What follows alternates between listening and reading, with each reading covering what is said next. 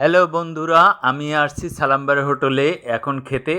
দেখো বন্ধুরা, আমি এই যে তন্দুর রুটি ও ভাজি ডাল নিয়েছি। এই দেখো খুব সুস্বাদু এই খাওয়ানটা, দেখো কত সুন্দর দেখা যাচ্ছে।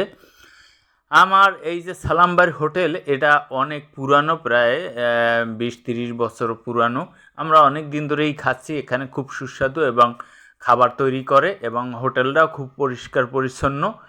আমি আর মামু ভাগ্নে আসছি খেতে। তোমরা দেখো বন্ধুরা, তোমরাও আসো। এখানে অনেক ধরনের লোক খেতে আসে। একদম সদর রোড প্রাণপ্রিয় স্থানেই তোমরা আসতে পারো বন্ধুরা খেতে।